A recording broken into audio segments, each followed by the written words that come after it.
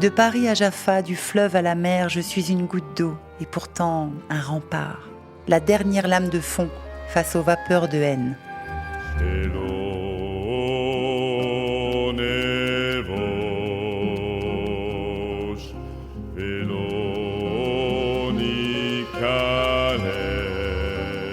Je m'appelle Carole Azoulay, je suis journaliste, mère, femme et fille de Sion. Française de naissance et de cœur, j'aime avec ferveur le pays des droits de l'homme. Pourtant, je dois admettre que vivre et travailler en Israël est un immense privilège. Je suis fière de cette démocratie que nous avons construite, une nation où chacun peut vivre, quelle que soit son origine et ses croyances, ses rêves et ses désirs. Bien entendu, je regrette que nos discordes favorisent les visées destructrices de nos ennemis, mais la liberté d'expression est à ce prix. Je perçois combien ce pays est habité par quelque chose de supérieur, dépassant de très loin notre compréhension limitée des événements et de l'histoire. L'eau, la terre d'Israël, le peuple juif, c'est lié par cette idée de la Torah qui est la source de vie. Source de vie renvoie encore à cette idée et à cette image de l'eau, le puits de Myriam lorsque nous étions dans le désert. Bref, sans eau, il n'y a pas de vie. Sans vie, il n'y a pas de peuple juif. Et sans peuple juif, il n'y a pas non plus de terre d'Israël. Tout est intimement lié. À Jérusalem, jour après jour, j'ai le bonheur de mettre mes pas dans les pas de celles et ceux qui m'ont précédé depuis la construction du premier temple et même avant. Ici, je sais être un maillon de cette chaîne infinie que rien ni personne n'a jamais rompu, qui me relie aux Israéliens, à mes sœurs et frères de la diaspora et au reste de l'humanité. Ici, dans ce minuscule pays, nous avons réuni ce que nous avions de plus fort, de plus beau, de plus vrai, de plus grand.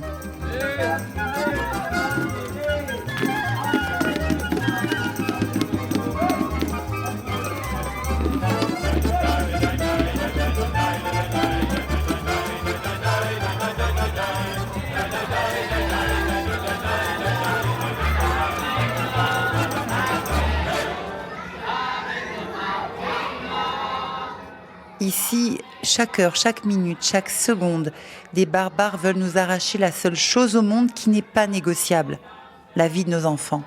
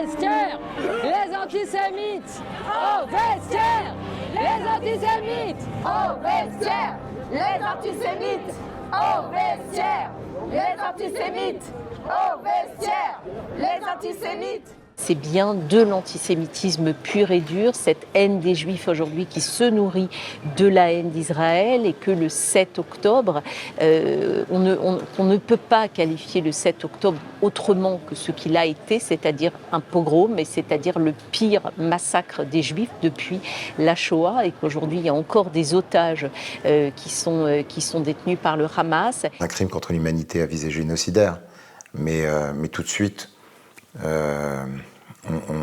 d'ailleurs, tel que c'est présenté, c'est tout de suite contextualisé. C'est justement ça pour ça que j'ai fait un livre. On a été victime 24 heures pour la plupart des gens, peut-être même pas, parce que certains, dès le jour du 7 octobre, se sont mis à expliquer telle ou telle raison à l'inexplicable. Je pense que tous ceux qui se sont réveillés immédiatement pour retourner la chose contre Israël l'avaient en eux, le portaient en eux depuis longtemps. La détestation d'Israël, la détestation des Juifs. L'existence du Juif les empêche, eux, d'exister. Là, c'est évident. C'est-à-dire que l'envie, effectivement, provoque un désir de destruction, une identification mimétique et un fantasme de substitution. La France, elle est à qui? Elle est à nous. À qui? À nous. À qui? À nous. À qui? À qui? À qui? À nous, à nous, à nous. La France, elle est à qui? Elle est à nous. À qui? À nous. Dans l'antisémitisme, il y a le fantasme de se substituer aux Juifs, en pensant qu'on va s'approprier ce qui fait qu'il est tout-puissant et qu'il a résisté à tout et qu'il est permanent, qu'il a une substance infinie, etc.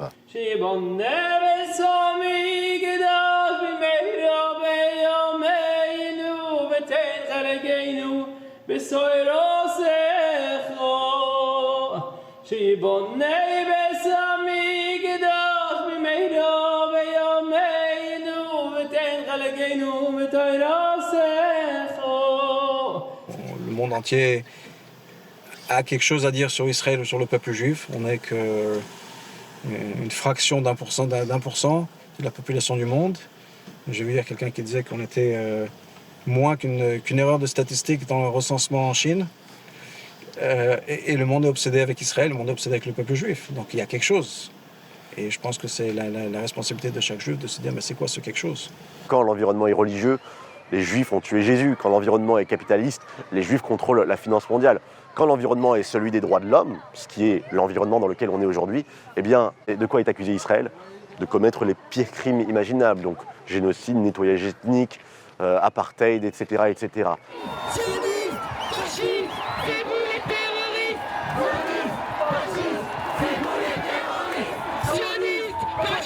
Ce qui a changé depuis le 7 octobre, c'est l'explosion, c'est la masse, le volume, que ce soit sur les réseaux sociaux, dans les actes, mais surtout, et le plus inquiétant en France, c'est dans la normalisation politique de la haine des Juifs.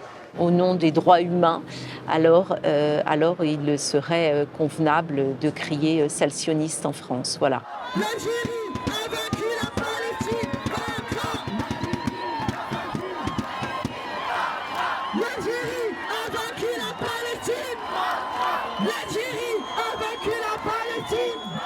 Les abrutis qui sont antisémites aujourd'hui, qui sont manipulés pour être antisémites, les abrutis qui haïssent sans savoir pourquoi ils haïssent, simplement parce que le mot juif a été prononcé, sont des gens de peu. Et que ceux-là, il faut les prendre comme ils sont. Il ne faut pas essayer de leur expliquer. Tu sais, j'avais adoré cette phrase de Woody Allen qui s'applique très bien à ça. C'est très bien de faire des grandes déclarations contre le Ku Klux Klan, mais le mieux, c'est de leur mettre un coup de bâton dans la gueule. Voilà. Et je pense qu'à un moment, il faut mettre des coups de barre dans la gueule. Et dire maintenant, vous arrêtez vos conneries. Hein, je parle pas de meurtre, hein, mais je dis maintenant, vous arrêtez vos conneries, vous écoutez ce qu'on vous dit. Et en fait, on a ce puits, juste à côté du musée d'art et d'histoire du judaïsme.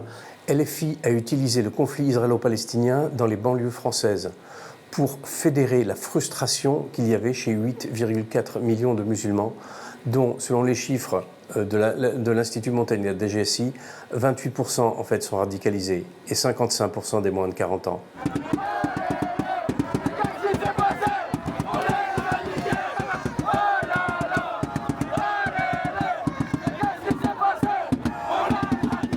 Quand Rima Hassan, à longueur de tweets, insulte Israël, insulte les Juifs, pousse à la haine du Juif, c'est un crime qu'il faut punir. Rima Hassan doit être jugée et les juges décideront si elle doit être en prison ou pas. Mais c'est un crime. À un moment donné, on peut pas faire en sorte que la dialectique soit un bouclier. Il y a des formules qui sont quand même très explicites, mais qui permettent aussi d'échapper aux tribunaux. La dimension nouvelle après le 7 octobre, c'est le retour d'une certaine précarité existentielle juive qu'on semblait avoir mis de côté après en particulier la souveraineté nationale israélienne. Et d'ailleurs, c'est ça peut-être le choc le plus important du 7 octobre, au-delà de la cruauté de ce qui s'est passé, c'est la rencontre qui n'aurait jamais dû se produire entre une certaine précarité existentielle juive très diasporique et la souveraineté nationale israélienne. Ce sont deux réalités antinomiques. Et là, elles se sont mariées. Et c'est précisément aussi à cela qu'est dû l'effet de sidération.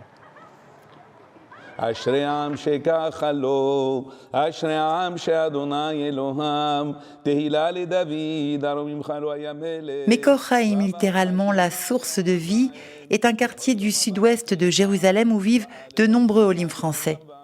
Dès le 8 octobre, ils se sont retrouvés à la synagogue Beth Yosef pour soutenir les soldats qui partaient au front. C'est ainsi qu'ils ont fondé l'association Ohavet Tzion, les amants de Sion.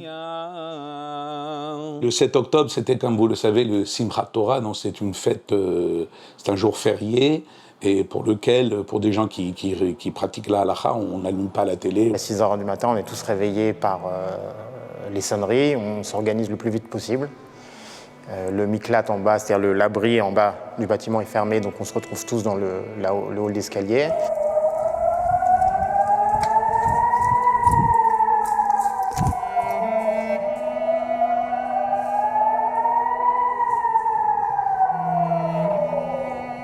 Je suis partie rapidement réveiller les enfants. Bon, plus ou moins, on a 2 étages à la maison et on a un étage en fait qui est un peu sous terre comme ça. Parce qu'en plus, on est dans un bâtiment qui est plutôt ancien, donc il n'y a pas de pièces sécurisées chez nous.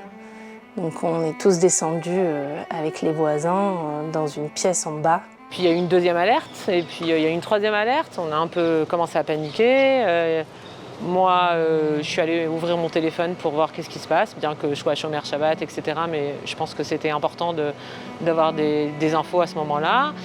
Et en effet, il parlait d'alerte, mais c'est tout. Donc je me suis arrêtée là. Comme je suis Shomer Shabbat, je n'ai pas poussé le vice à me mettre sur le téléphone toute la journée. Début d'après-midi, on a commencé à entendre des drôles de nouvelles, comme quand il y avait eu des attentats et que c'était assez grave, qu'il y avait plusieurs dizaines de morts.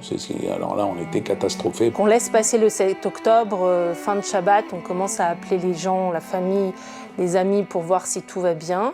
Le frère de la meilleure amie de mon fils a été pris en otage. Ensuite, on a découvert que des personnes très proches qu'on connaît ont été tuées.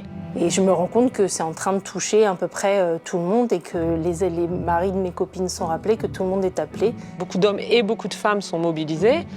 Et donc en fait, dans cet élan-là, on se rend compte tout de suite que la quantité de personnes qu'il va falloir soutenir au front, elle est énorme.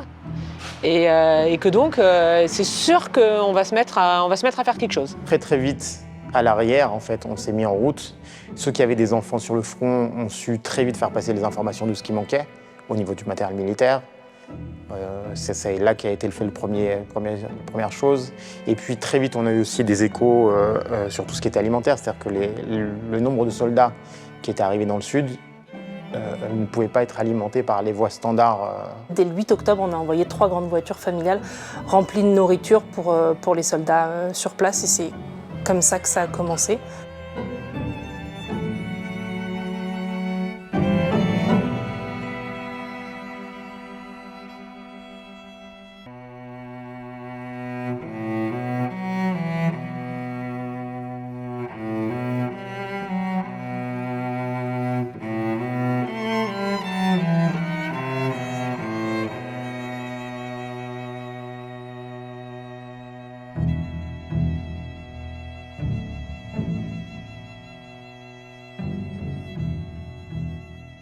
Nous avons fait appel chacun d'abord au cercle le plus proche, c'est-à-dire nos familles qui résident à l'étranger. Certaines sont aux États-Unis, certaines sont en Europe et d'autres dans d'autres endroits. Et nous avons demandé à chacun de participer financièrement. Il y a eu aussi un moment où on a préparé des cartons, je sais, pour les familles qui ont été déplacées. Il y a beaucoup de choses qui sont mises en place très vite, très très vite. Tout ça, ça devient une grande vague de provisions qui sont amenées. Et puis le lieu où Myriam a demandé de poser les choses ne suffit pas. Alors on passe dans la salle de la synagogue qui, elle, est beaucoup plus grande et qui va permettre en fait de stocker plus de choses, etc.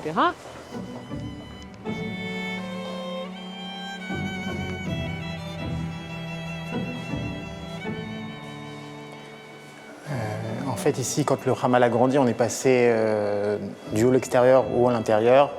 Et finalement, on a eu tout ce sous-sol-là qui a été mis à disposition.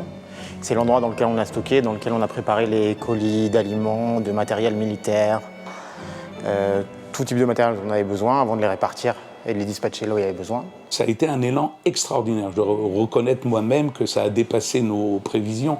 On est arrivé à déplacer 2,5 millions de shekels quand même. Maintenant, on est dans un autre cadre où on fait plutôt des repas pour les Shabbatot ou alors des aides directes, c'est-à-dire on passe directement du producteur à la personne qui a besoin. Voilà comment on fonctionne. Et ça dure aujourd'hui depuis 45 semaines. Donc voilà, ça commence à faire beaucoup. Je te rappelle qu'en fait, à ce moment-là, on est en stress. À tout moment, il peut y avoir une alarme. À tout moment, ça peut sonner. À tout moment, tu peux être contraint et forcé à courir pour aller t'abriter. Si tu sors de la maison, tu risques de laisser les enfants tout seuls aussi à la maison, qui eux-mêmes doivent partir à l'abri. Donc oui, en effet, voilà, on n'est pas à Be'eri ou on n'est pas à Nir Oz, mais quand même, on a peur. Quand on a appris par la suite la manière dont ils ont été tués, les viols, des bébés décapités ou brûlés, on a été terrifiés. On a été terrifiés.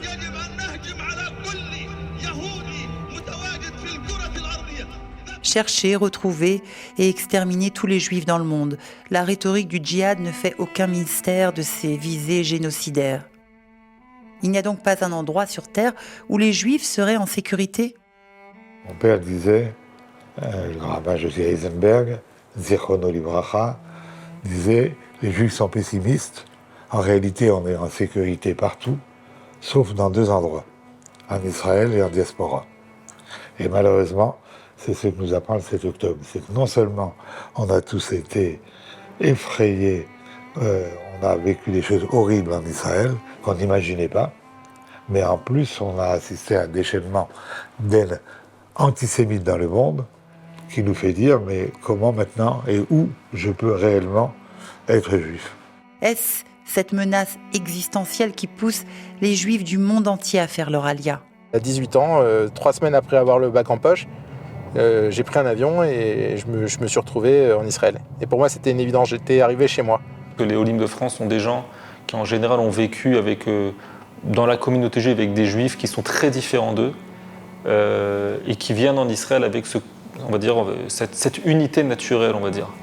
Et on va dire qu'avant le 7 octobre, après le 7 octobre, à mon sens, les juifs qui font l'Aliyah de France doivent être un exemple pour la société israélienne. Ceux qui réussissent, en fait, c'est ceux qui ont fait comme Cortés quand il est arrivé au Mexique. Il a brûlé les bateaux, ils ont dit « je suis venu pour réussir ». Ils ont retroussé leurs manches, ils ont construit, et c'est eux qui réussissent. J'ai suivi tout le cursus d'un Israélien de mon âge, c'est-à-dire que j'ai fait l'armée, j'ai fait mes études, j'ai commencé à travailler en Israël, j'ai fondé ma famille, je me suis marié, j'ai eu des enfants. Et pour moi, il n'y a rien qui me ferait repartir en France. Je suis ici chez moi. J'aime la France, j'aime la culture française, j'ai grandi avec, je la renie pas du tout, et je sais ce que je dois à la France. Mais ma maison, c'est ici. On a eu la chance, quand on était jeune, de découvrir des facettes de la culture française qui sont incroyables. Sans même parler des valeurs de base que sont la liberté, égalité, fraternité, qui permettent vraiment à chacun de trouver sa place. Tous les Olim qui viennent en Israël viennent par sionisme et par amour d'Israël, du peuple juif et de la terre d'Israël. Après, il y a d'autres facteurs également qui peuvent se greffer sur ce sionisme-là. Et il est évident que les Juifs de France, en plus de leur amour d'Israël et de leur sionisme, viennent, surtout ces dernières années, également à cause de la situation en France.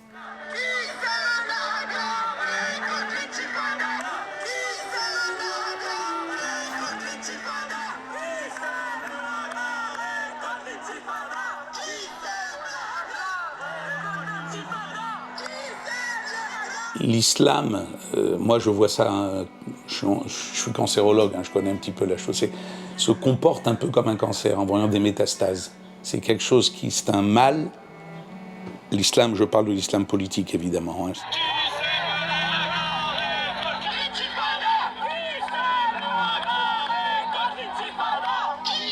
Ça ne ressemble pas à la France dans laquelle j'ai grandi. L'intifada en plein Paris. Ouais, c'est la place de la République. Moi, j'avais mon cabinet à 20 mètres. Donc quand je vois ça, pour moi, c'est des vues traumatisantes. J'ai jamais connu ça personnellement quand j'ai vécu en France, mais jamais de cette manière-là, jamais de cette violence-là. Il y a eu un torrent antisémite dans le monde entier et que des Juifs se disent finalement où je suis le mieux, ben c'est dans ma famille. Et ma famille, c'est Israël. Israël a des ennemis, mais Israël se défend. Et quand moi je suis juif à Colmar ou en Pennsylvanie, dans une petite ville, je n'ai pas de quoi me défendre en tant que juif. C'est quelque chose qu'on ne ressent pas quand on vit en Israël. Les enfants sont totalement différent. Sont dans la rue, pourtant c'est lui qui est en guerre, hein, c'est pas la France. Mais on sait que quoi qu'il se passe, déjà on est soudés. Et en plus de ça, quasiment tout le monde est armé, tout le monde peut se protéger. On se sent beaucoup plus en sécurité dans la rue en Israël qu'en France. C'est pourtant en Israël que s'est déroulé le pire massacre de Juifs depuis la Shoah. Un crime ignoble, perpétré de manière ignoble, sur un territoire réputé inviolable. La mutilation, le meurtre abject de nos femmes, de nos maris, de nos pères, de nos mères, de nos enfants, dont certains seront emmenés morts ou vivants dans les tunnels de Gaza. The shaft goes down about 20 meters into the ground, using 4 separate letters. There, it connects to a narrow tunnel with no rooms that is so low you can't stand up straight in it. The tunnel is about 120 meters long and ends in a blocked iron door. This short blocked part of the tunnel is where the hostages were held. This is their blood. This is the blood of Hirsch, Eden, Carmel, Ori, Almog, and Alex. They were heroes, and they were here in this tunnel. J'ai parlé du frère de la copine de mon fils, il s'appelle Hirsch Goldberg Pauline. Il a été cruellement assassiné par le Hamas après avoir eu 328 jours de captivité.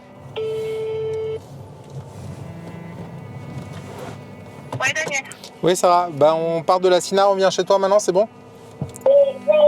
Tu m'entends? Allô? Oui, je te disais qu'on part de la Sina maintenant, on peut venir chez toi, c'est bon? Ouais, il n'y a pas de problème, vous venez à la maison, c'est sans problème. Ok, à tout de suite. Hirsch, c'est un enfant qui a grandi dans le quartier, qui était dans les mêmes écoles que mes enfants. Moi, j'habite là, tu vois. J'habite là, ils habitent au bout de la rue. Et ils sont, malheureusement, la semaine dernière, il y a eu l'enterrement de Hirsch. Et les gens venaient les consoler. Voilà, ils habitent là, dans cet immeuble en haut. C'est le dernier étage. Et jusqu'à la semaine dernière, il y avait sur le balcon que tu vois tout en haut du drapeau d'Israël, il y avait un compte qui était fait du nombre de jours du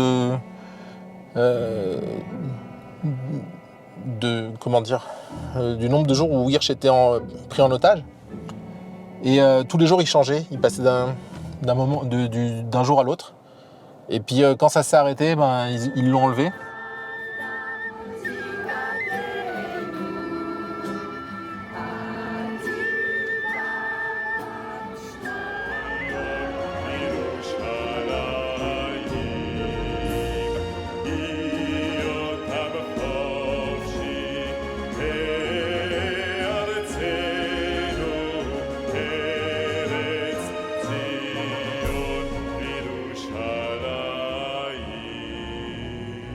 Est-ce qu'on peut imaginer une seconde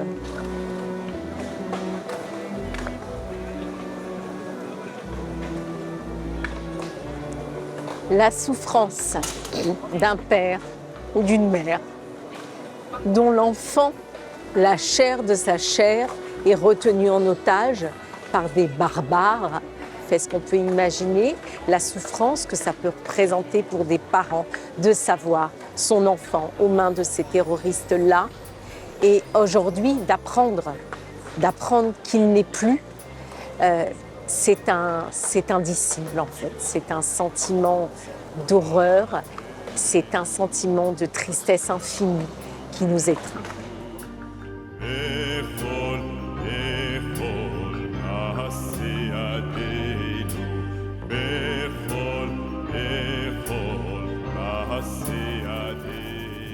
Pour aller les voir, il fallait faire 2 heures de queue. Les gens ils faisaient 2 heures de queue dans la rue rien que pour pouvoir les voir. Et ils ont pris le temps, personne par personne, chaque personne qui est venue, pour leur parler, pour leur dire un mot, pour écouter leur histoire, qu'est-ce qu'ils avaient à leur dire Et c'était vraiment extrêmement émouvant de voir cette solidarité, cette empathie. Même si on ne le connaissait pas personnellement, on les connaît pas. Mais c'est notre famille, dans un certain sens. On le ressent en tout cas comme ça. On le ressent comme si on avait perdu un membre de notre famille. Excuse-moi, je suis un peu ému. C'est comme ça, c'est vraiment ça qu'on ressent. Cette année de guerre fut terrible, dense et éprouvante. Les événements se sont succédés les uns après les autres, ne nous laissant aucun répit, aucun moment pour faire notre deuil. Au lendemain du 7 octobre, nous avons publié une interview de Gilles Taïeb, vice-président du CRIF, aujourd'hui disparu. J'ai été bouleversée en revoyant ce document. Je l'avais oublié. Il fallait exprimer notre solidarité à Israël, notre soutien dans ces moments difficiles que vit Israël et à travers lui le peuple juif sur toute la planète. Mais il faut rester mobilisé parce que dans les jours à venir, dans les semaines à venir, Israël va être obligé, pour défendre sa population, de se battre. Et quand on se bat, et surtout face à des terroristes et à des criminels, on a des victimes puisque les Palestiniens sont les otages du Hamas. Israël sera à ce moment-là évidemment condamné. On annonce quand même ce soir, au moment où je vous parle, on a 900 personnes qui sont déclarées mortes en Israël. On a des craintes parce qu'on ne veut pas qu'il arrive le pire. Mais tout ça, ce que je dis toujours, et je veux toujours le répéter, on n'a pas peur. Et que les ennemis d'Israël et tous les antisémites sachent que le peuple juif est debout. Oui, Gilles, Am Israël Chai. Israël est vivant, le peuple juif est debout et on n'a pas peur. Nous vaincrons par la force de notre amour, nous vaincrons par la grâce de notre esprit, nous vaincrons par la puissance de la source de vie.